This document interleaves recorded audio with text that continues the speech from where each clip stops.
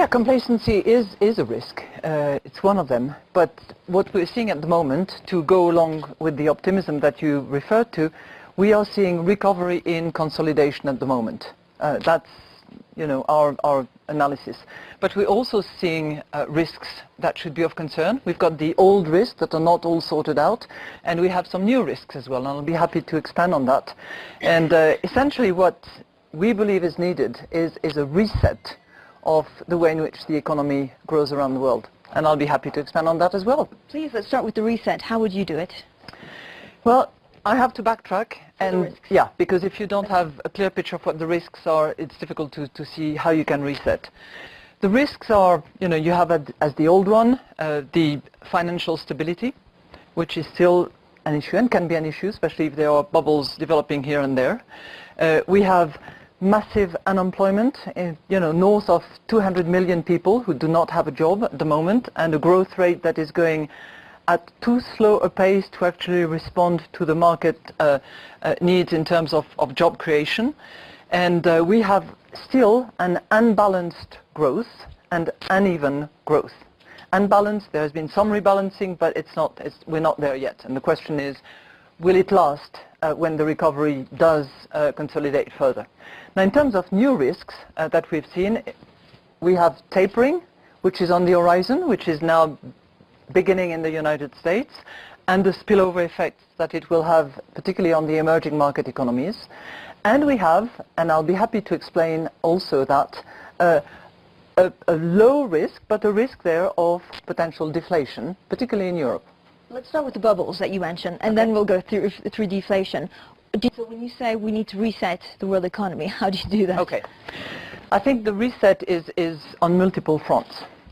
Number one, the financial sector regulatory environment has to be finalized and has to be constantly re-examined, revamped, and organized in such a way that it responds to the creativity of the financial markets. That's reset number one. Reset number two that we're seeing at play at the moment is a reset of the monetary policies by most central banks of the advanced economies. They've been going into unconventional territories. They've done a great job at keeping the crisis at the level where it was. But now gradually they're going to have to move to another monetary policy. I don't know whether it will be the old monetary policy, but it will certainly be different from what we have seen in terms of unconventional and use of quantitative easing tools and other instruments that they've used. I think there is also a need for reset in terms of the type of growth that is expected.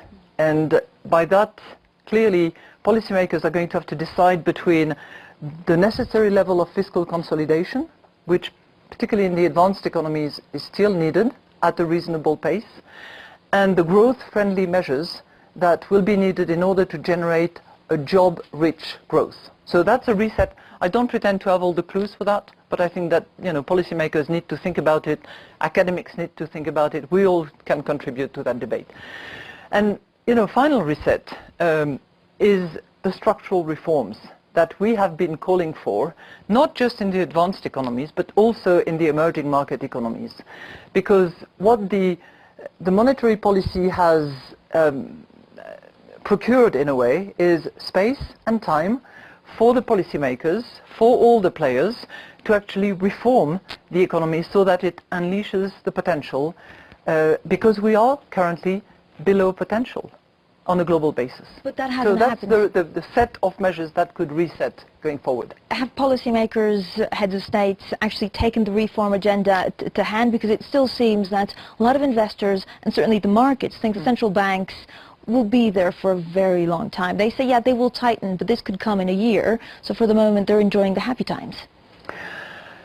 Well, I'm not sure it's happy, but it's certainly better than what it was. And the Fed, for instance, has begun tapering. It has not begun tightening, but it has begun tapering, and it's indicating under what terms it will do so. So it's in process, and it will take time.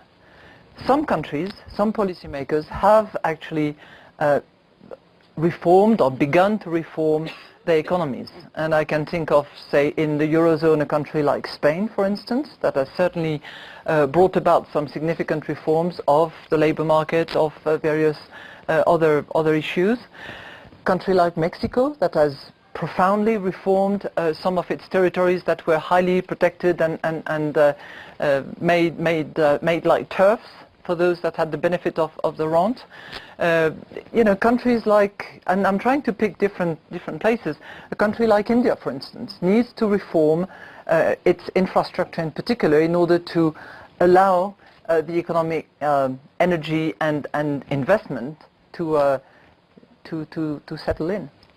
So when you look at the world for 2014, and you mentioned there the risks, what are the hot spots where you're most worried about? The emerging markets, you say, will suffer, but it will be maybe easier than last May when we weren't expecting tapering to have such a huge effect. Are you concerned about China?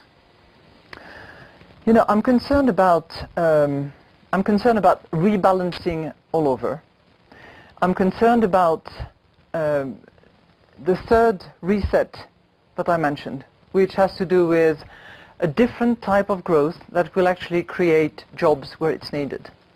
So that's a big concern, and one that really has to be on the horizon of policymakers, of corporate leaders, and how they try to converge their respective agenda to have the right policies, the right environment, business friendly, without corruption, with an open market, so that they could, the corporate sector can actually invest and develop its business. And one of the key themes that has been discussed here in Davos is, first of all, youth unemployment, something that people talk about but is very difficult to tackle. To better societies and to more sustainable growth.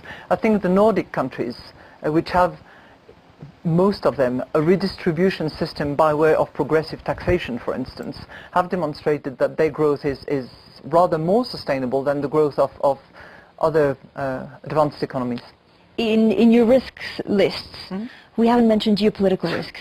Yeah. Are those on your mind? Oh, very much so, yeah. You know, we typically have groups of countries. We have the advanced economies, we have the emerging market economies, and we have the low-income countries. There is one group that we formed last year, which is called ACT, Arab Countries in Transition. And that's an area of the world where we see obvious geopolitical risks, where we see obvious economic leverage to be had from, you know, sound macroeconomic policies, from international support as well as political support in the domestic markets. So that's an area of the world where we need to focus our efforts and we need to cooperate. And we're trying to do that as much as we can. One that is well versed in economic matters, who seems to be very much aware of the challenges, who has ambition for a reset of Iran vis-à-vis the rest of the world, and we should accompany it. Actually, one of my teams will be on the ground in 2 days to do what we had not done in Iran for a long time, which is what we call the Article 4, which is an in-depth review of the economy of Iran. And I'm very pleased that we can reset the relationship on a sound footing with appropriate review of the economy and a thorough discussion with all the monetary and budgetary authorities. And he was saying today that he hopes that, well, he was saying that actually Iran has the potential to become one of the 10 richest, most important countries in the world.